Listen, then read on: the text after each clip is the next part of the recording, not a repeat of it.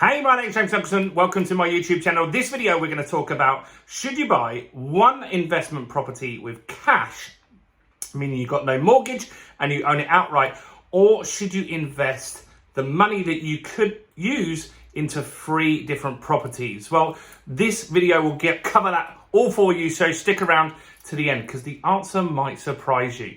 Now, this channel is all about my investment journey, and I want to invite you along on that journey with me. I'm currently building out my portfolio at the moment, and you can see the videos on the channel on how that is going.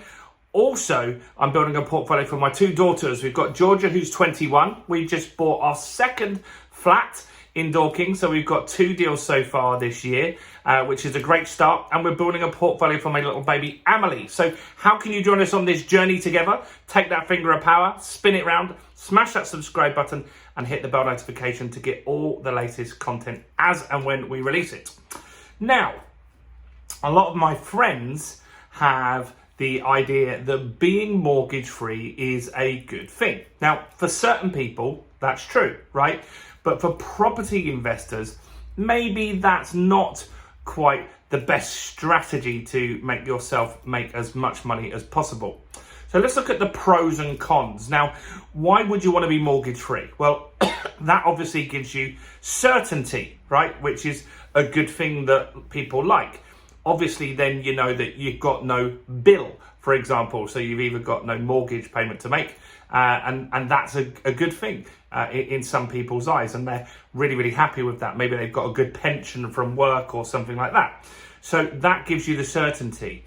Now, you've also got the property that's going to go up in value, regardless of whether you've got 1 or 3 properties. It's going to go up in value, and on average, every 10 years, that property will double in value. So let's have a look at, let's just say you've got £100,000 to invest, right?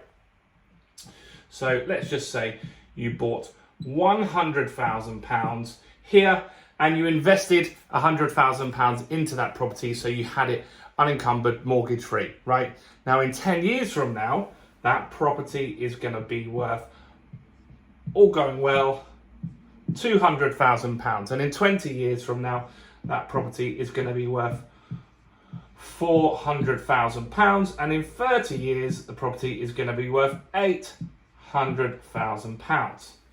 Great stuff. Now, if you were to split that £100,000, now that's a good return on investment, right? And I'm not saying that that's a good deal or a bad deal. That is a good amount of money, and you can say in 30 years you're going to have £800,000, and that's a great asset that you've got, and a very good thing that's happened with that. But what about the alternative? What about, rather than buying 1 property without a mortgage, what if we bought 3 properties and we put 33,000 into each of those, and we got them on a buy-to-let mortgage on an interest-only basis? So let's have a look at that. Then we would have another 100 grand house over here. Can you see this over here? Yeah. Another £100,000 house here. So then we would have, in 10 years, our properties will have now, 3 of them will have doubled. And so in 10 years, we've now got £600,000 in properties, right? £600,000. Now, in 20 years, we've now got £400,000 all the properties are worth. And so that means that we've got £1.2 million worth of property, which is pretty good. Now let's have a look at 30 years from now. So we've got 3 properties here, all of them worth £800,000, meaning we've got £2.4 million worth, okay, £2.4 million worth of property, rather than £800,000 over here. So why does that happen? Well, it's all about leveraging your money, right? And so leveraging your money is how people get significantly wealthy and get very, very rich over a period of time. Now, this doesn't happen overnight, but what you can see here is by diversifying and splitting that money over multiple assets, they're all going to grow, and you're leveraging that £100,000. You see, what will happen is if you have £100,000, you could actually get 4 lots of properties, because you can actually get 75% loan to value. So what does that mean? Well, that means that if you put in £100,000 into a mortgage, they will lend you £400,000. So if you did that and you had 4 houses here, then this number would be even greater. You'd be looking at potentially £3 million maybe. I'm not sure the exact figure here. Well, you'd have another £800,000 on top of that, wouldn't you? So you'd have £3.2 million worth of assets if you bought 4 houses, right? You'd have £3.2 million worth of assets in 30 years, rather than £800,000. And so as property investors or potential new property investors, it's very important to understand leverage. Now, what we can also do is we can shrink this time between these numbers here. So let's say this property here, we're looking to wait 10 years and it's going to double in value. Well, that's brilliant. But what you can actually do to shrink that time in between, to not wait 10 years, is to add value to that property. So maybe you buy a 1-bedroom flat, you convert it into a 2-bedroom flat. Maybe that adds value and reduces the time that it takes to get that doubling in the value. We just did that in Doncaster. So we bought for £60,000. We spent 12 doing it up, and we got it revalued at £100,000. Now we nearly doubled the value of that house. Not quite, but we nearly doubled the value of that house. We added 25%, so that we were pretty much in for 75 grand. We got it revalued at 100, so we actually added 25% to the value, or actually more than that, isn't it? It's like 30 odd percent, but we added a huge chunk of value to that property, shrinking that time. And so as an investor, what you need to be doing is looking for below market value deals. You need to be looking at deals at auctions. You need to be looking at deals in probate.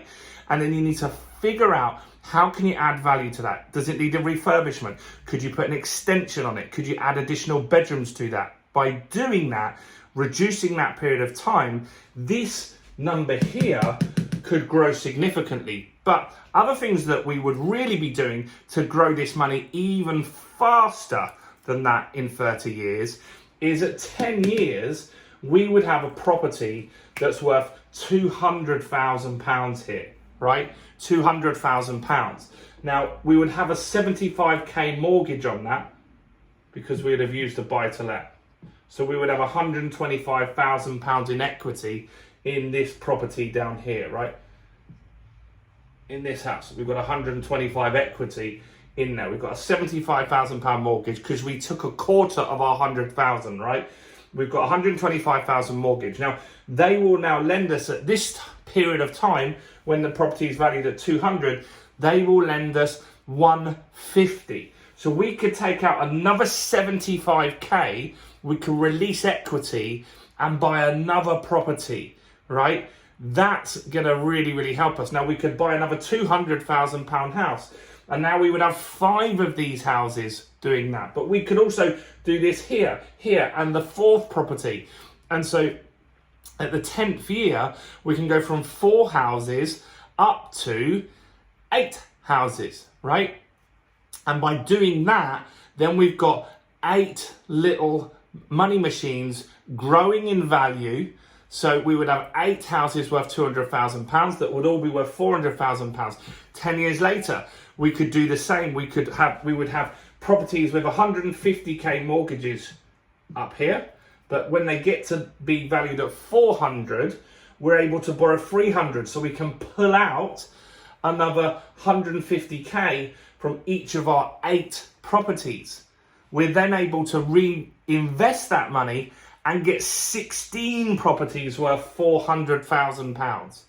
Right? This is crazy, crazy, crazy good. And this is how you leverage money. It's much easier to leverage money, get your money working smarter than to run a business or create a service that you've got to do work. This is genuinely how people get very, very successful and very wealthy off property. They take a property, even if you just start with one, you leverage the money by using a mortgage. You get a buy-to-let mortgage, which means that you can buy more property than you could. If you've got 50 grand in the bank, you're just going to be able to get a 50 grand house. If you've got 50 grand in the bank and you get a buy-to-let mortgage, you can get a 200 grand house.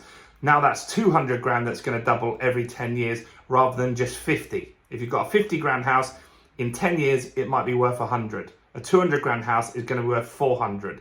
So you need to leverage in property. So should you be buying one property cash or 3 properties on a mortgage? You tell me in the comments below. I know what the answer is. And I think if I've conveyed this video across to you well enough, you'll know the answer too. So do let me know in the comments. Do give me a quick like on this video, guys. It really helps me with the YouTube algorithm. I want to get more viewers on this channel. We're growing a channel here. As I said, we're on a journey together to see how we can invest and make money together.